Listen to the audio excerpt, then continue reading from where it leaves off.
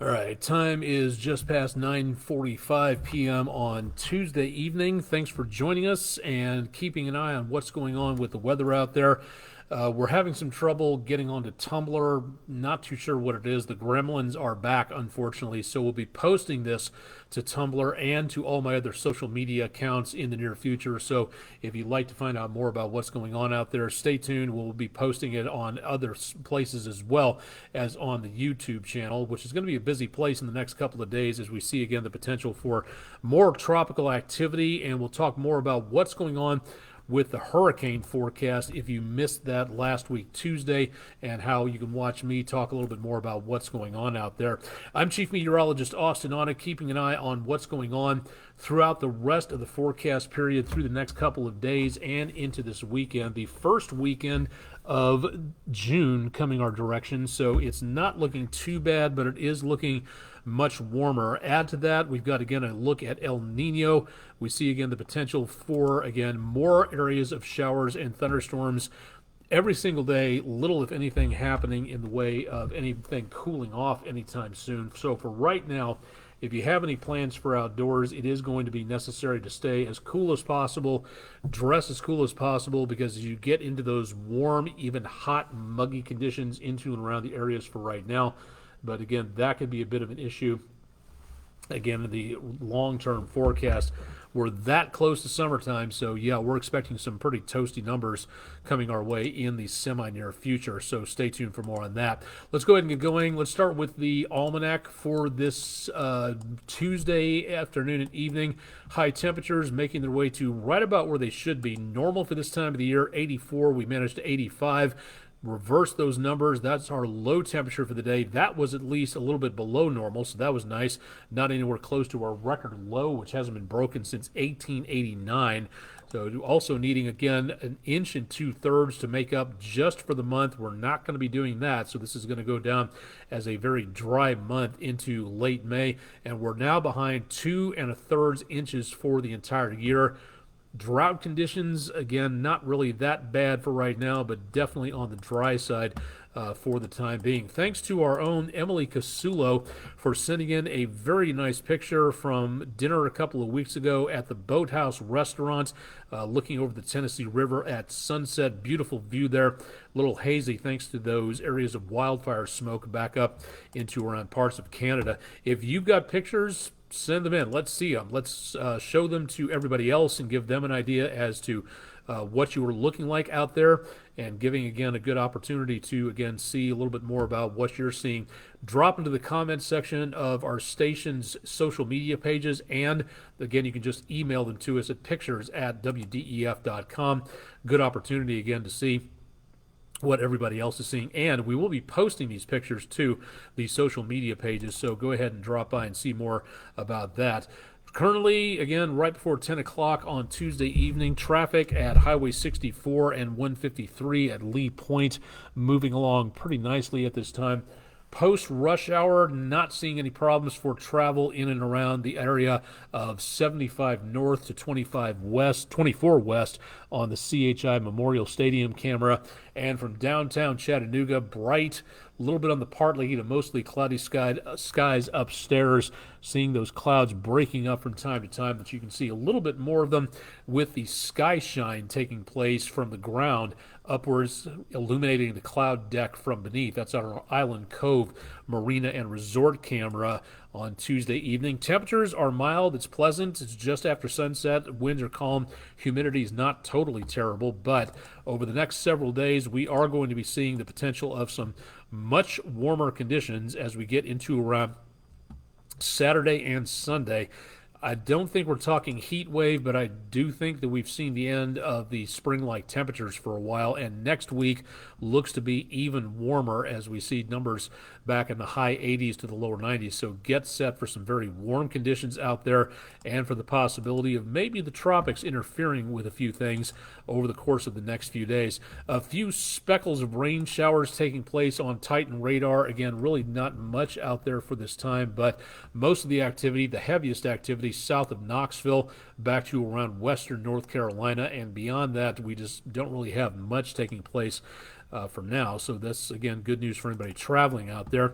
We have one storm system off the East Coast, right basically smack dab on the East Coast. This is our storm system that we saw last week traveling over the Gulf, transversing Florida and heading up to the north and east. It's still here, and it's still shoveling moisture onshore, not as much as it did beforehand. This is a shadow of its former self, but for right now, it's not alone, because this storm system will be dropping a little bit further down to the south, and it looks like a stronger area of low pressure will be developing as we go into the next day or two. And this, again, will follow the first storm system's path right up to, again, the East Coast. Whether or not it stays on that path after it crosses Florida, again, a little bit early to tell, but that's where the general idea of the maps are taking it for right now. So travel to Florida over the upcoming next couple of days, the weekend, and into the southeastern United States coast, again from Savannah up to the Delmarva Peninsula. This could be a bit of a problem as it gets developed and heads on up this direction. Now, for the next, again, couple of days, we're just not seeing too much of anything outside of the normal that we have seen for the last couple of days. Not much is going to be changing. So in the morning, it's going to be cool. It's going to be partly cloudy. By the time we hit afternoon, it's going to be very much on the warm side until we get hit by some showers, and temperatures may cool off by just a little bit. We repeat that pattern as we go into Thursday morning, partly cloudy, decently cool across much of the area, and then by the time we hit Thursday afternoon, very much on the warm side and more chances of scattered showers and thunderstorms, all supplied by that moisture coming in from off the East Coast by our latest storm system heading on through. And that is before the next storm system way down here around the Gulf makes its way up that direction to change the forecast in its own way. What are we talking about for now? Again, what we have is this system that is now just beginning to kind of coalesce. It does not have an investigation number, not a tropical storm, not a hurricane, not even anywhere close to that, but the National Hurricane Center can see these trends happening and start watching them and give advisories over the next couple of days. So what we're seeing is, again, the higher possibility than we have seen so far of 20% development chance as it goes across Florida and into these very warm waters surrounding the area. So this is going to, again, be the possibility of this developing into the next couple of days. Jeff Peterson, no worries about being late. We start this program whenever the equipment will allow us to, gremlins and whatnot. Is the NHC giving you the low 20% of development? That's the way it looks for right now. But again, keep in mind, 7 days out is a very long time. So when we see these numbers, we kind of have to take them with a little bit of a grain of salt, because it's like when these storm systems arrive for severe weather or winter weather or anything like that, it's like watching way over toward the horizon and seeing, you can tell it's a semi-truck, you just can't see anything about it. But as that semi-truck gets closer and closer and closer to you, and the distance between you and the semi-trailer on the highway diminishes, you can start to see the brand name. You get close enough, you can see who's driving it, you can see the license plate, you can see all that type of stuff, but that's only as you get closer in time into and around the area there. Increase in winds or pressure differences, kind of, sort of, it depends on what happened. This storm system here, this looks to be a repeat performance of this system. So again, it does not at this time look like anything stronger than what the National Hurricane Center is expecting it to be. Without even an area of investigation assigned to it, I really don't think that there's much in the immediate future. Again, 7 days out, that could be a very different idea, mainly because what we're looking at is this system making its way over some very warm water. The Gulf is basically kind of bathtub temperature at this time. Those darker reds across the Gulf around that loop current, and then back up with the Gulf Stream. As this system goes across here, yes, it's seeing, again, some cooler numbers, but we could see the system regenerate, and that, I think, the Gulf Stream has been helping to keep that other area of low pressure alive.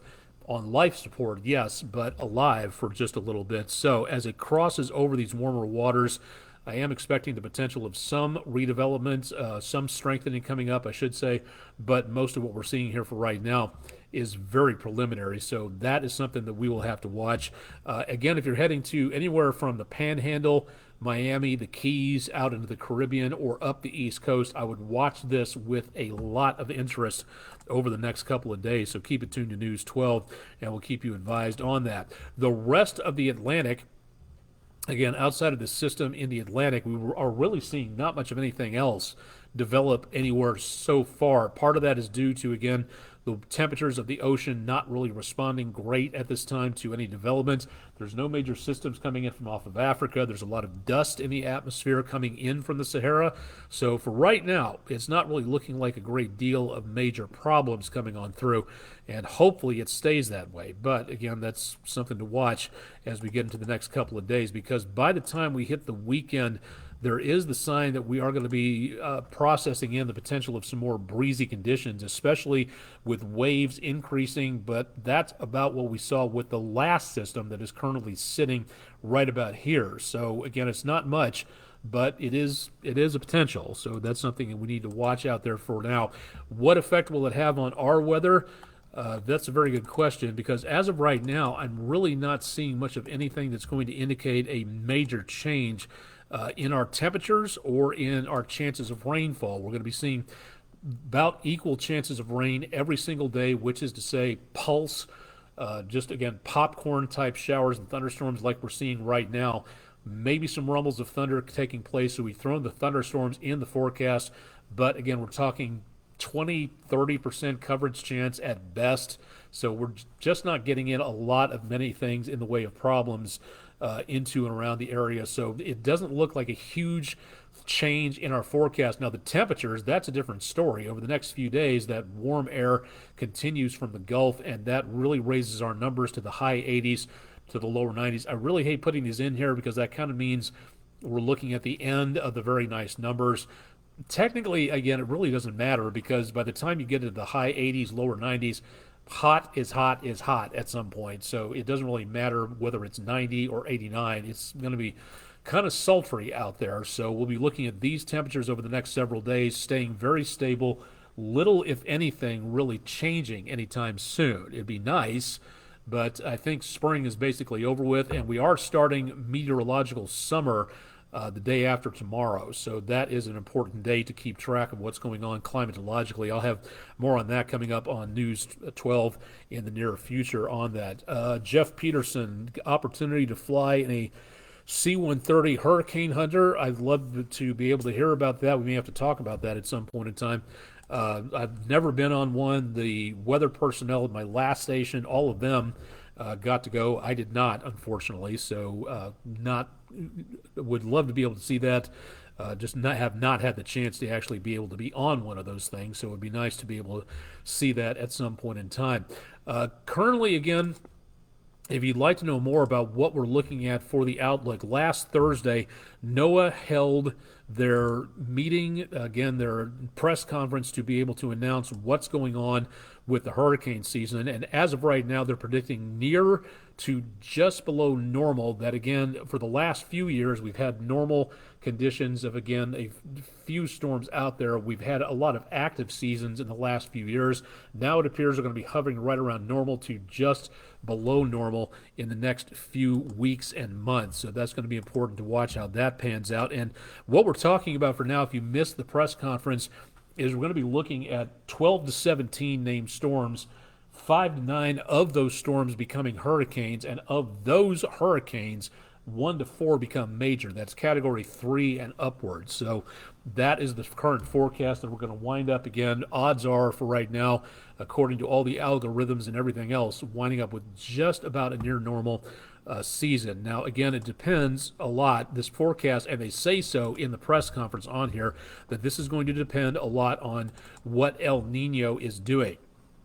If you've never heard of this before, it's also called the Southern Oscillation, and this is something that we have been watching for decades. Ever since when I was a kid, it was barely mentioned, but it was thought of as an alteration of the patterns. And what we've been seeing over the last several years, basically, has been what's called the La Nina effect, where it's been very, very cool over the eastern Pacific.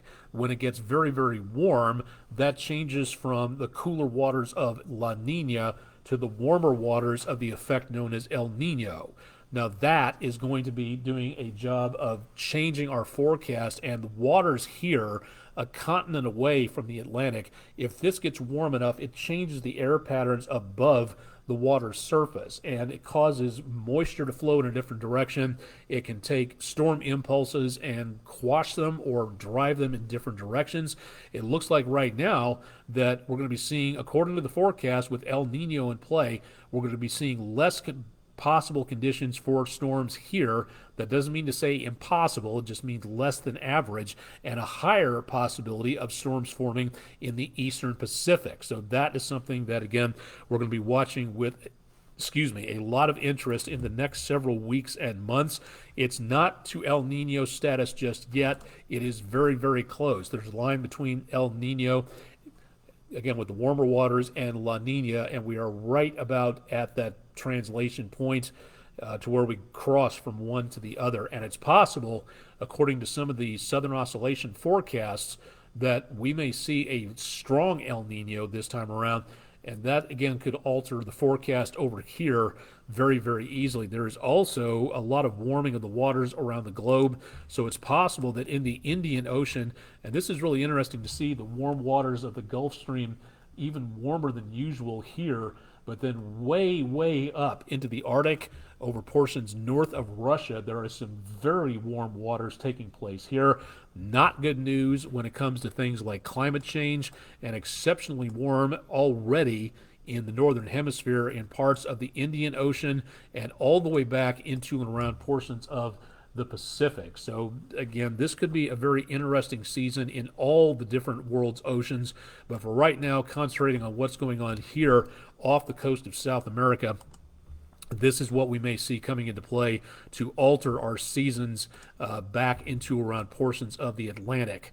Depends on a lot of other things too. The waters, the temperatures of the Atlantic, how much dust is coming off the Sahara, things like that. But for right now, that's about the worst of the worst that we have seen out there. Now, again, if you'd like to see more about what's going on with the forecast, we have a snippet of information available. It's our mini science show, if you will, to where I talk about whatever science or meteorological or other information or climatological stuff comes across our desk, and being able to talk about it in depth more than what we talk about on air, which is, again, you only get about 2 to 3 minutes of weather per weathercast.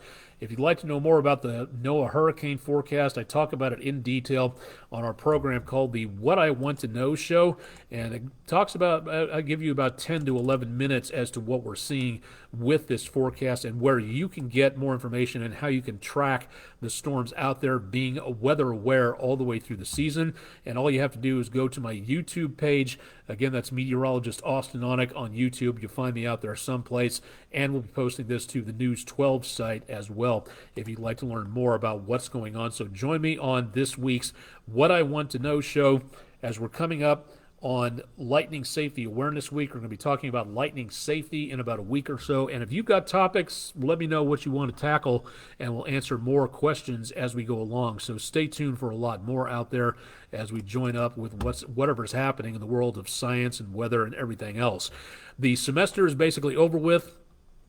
Graduations are in full-blown mode out there for getting people their diplomas. That could be an outdoor activity, athletic events, vacation, Bible school, whatever you've got going on. If you'd like us to visit your classroom, please let us know. Send us the information, again, at our website for the Food City Weather in the Classroom program.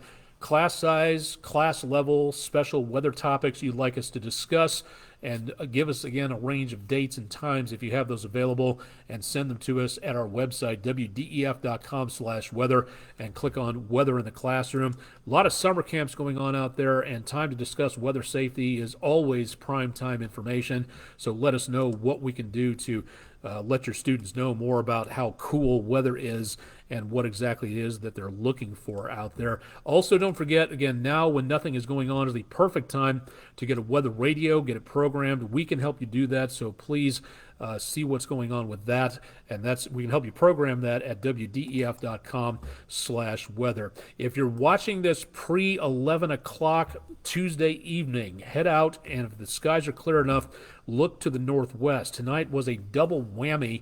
If you're seeing this later on, we'll try to bring more information about the next pass of whatever bright satellite is out there. I'm an astronomy nerd. I love this stuff. So, again, it's really cool to be able to see this type of stuff happening. There was one pass already. Current time is just past 10 o'clock. So if you're out there between 11 and 11 o'clock and the skies are, again, partly cloudy to mostly clear. Right now, it's mostly cloudy, so it's iffy whether or not you're going to be seeing this. Look to the northwest, again, for a bright point of light, looking just like a star in motion, no flashing lights.